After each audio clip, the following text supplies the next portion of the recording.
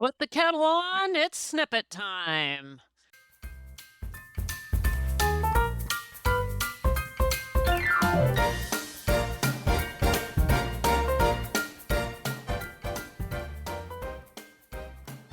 Hello and welcome to Sober Living Snippets, where we live alcohol free so we can heal those relationships, feel youthful again, and ditch regret and shame.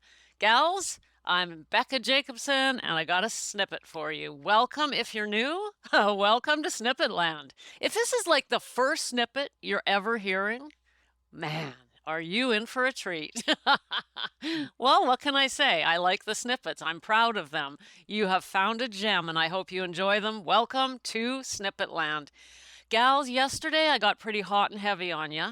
We talked about the preciousness of life. I know it was heavy, but come on, right? I mean, come on. We got to face facts. So here's what I'm going to do. I got to thinking about that. And let's spend the rest of the week, we got 3 more days this week, just talking about, okay, how can I make the most of my time? What can I do to make the most of this time I have? Now, you know, of course, what I'm going to say. The very first thing is you've got to decide to go alcohol free because it's a problem for you.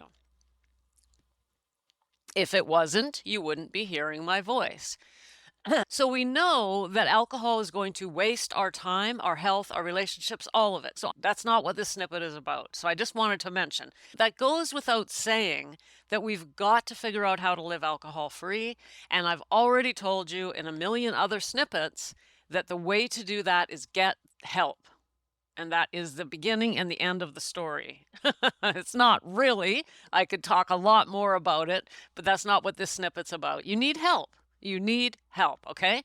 Today, I want to talk about one of the 3 ways I'm going to share over the next 3 days you can make the most of your time other than giving up alcohol and not be wasting it and take that precious, precious life of yours and really start living it. And the first thing I want to remind you of or talk about is a riffing off of something I talked about last week, and that's your sacred space, having it, and what to do there. So one of the most valuable things you can do for yourself if you want to take your precious life and treasure it and use it and make the most of it and show that you value what you have is that minimum 5-minute routine that you're going to give yourself every day, preferably in the morning. And as I said last week, this starts with a sacred space. Carve out a space somewhere in your home where you go to say, I care, I matter. Now, I'm not going to go on about the sacred space because it was Friday's snippets. You just got to go back a few days and you'll find that. Today, I want to talk about one of the many things you can do there to show yourself that you are cherishing your life. Pull out your journal and just take a few minutes and remind yourself, I have in front of me a day between now and the time I crawl back into that bed, because we're doing this in the morning. I have this day in front of me. And then ask yourself, what would I like to see come out of this day? And I am not talking about things you're going to do. I'm not talking about a do list. How do you want to feel that day? How do you want to make others feel that day? What kind of energy do you want to bring into the rooms that you will walk into that day, or the people you will walk by, or the stores you will frequent? Wherever you go, you bring energy with you. Do you want to bring a positive, loving energy, an aura, as if you will, whatever you want to call it? We are energetic beings, and our energy isn't just inside our bodies. It's outside of our bodies, and other people can feel it, even if only subconsciously. So what kind of energy do you want to bring into the world that day? The reason this helps us to value our time is probably obvious, but let's go ahead and talk about it. It lays an intention. So let's say I sit down and say, today I just want to walk through this day feeling peaceful and kind. I want to spread some kindness today. That is such a powerful intention where you're saying to yourself intentionally. That's why we call it an intention. Instead of just plowing through your day on autopilot, you can say to yourself, the word of the day for me today is kindness. That's the word of the day. In fact, I like that. That's exactly what we're going to call this episode. What's the word of the day for you? I love it when things just come to me like that. Right? Sit down in your sacred space and ask yourself, what is the word of the day? So if it's kindness, beautiful. Write it down, write a little paragraph on what it means for you, why it's important, and then just kind of forget about it. You don't have to dwell on it all day or make this a strain or a stressful practice. You wrote it down, that's enough. It'll pop back into your mind here and there periodically on its own throughout the day. Sure enough, you'll find yourself in a situation and you'll suddenly remember, oh wait, I was going to be kind today when somebody cuts you off or whatever it is. So we're going to lay an intention by coming up with a word of the day.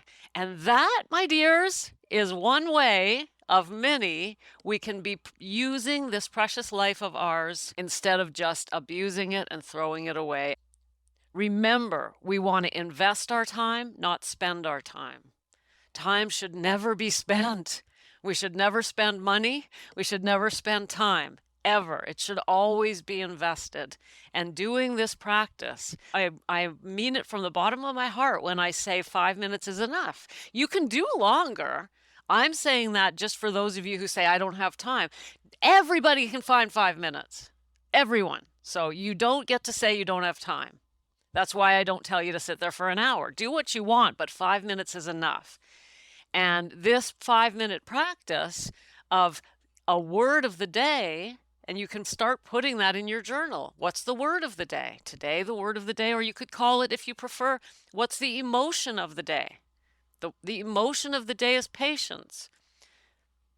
Feel free, of course, to make it your own. You can do an emotion of the day, a word of the day, whatever works for you.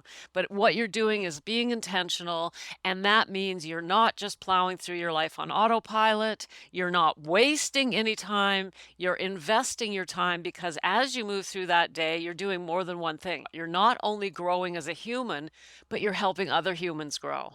If you decide to be kind that day, that means you're putting off kindness everywhere you go, and that's going to lift up other people and help them cherish the time they've been given on earth. And on top of all of this, the cherry on top, if you are in early stages of living alcohol-free, this type of practice will take you so much farther and make it so much more powerful to live alcohol-free. It's these types of practices that we start doing when we sign up to get help from others.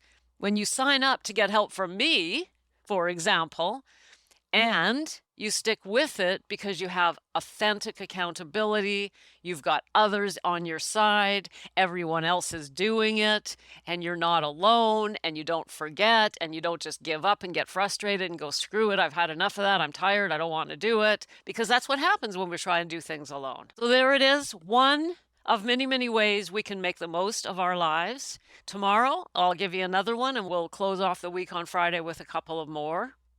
I don't even know what they are yet, but they will come to me. I hope you're feeling inspired. I know that I'm really enjoying doing the snippets every day again.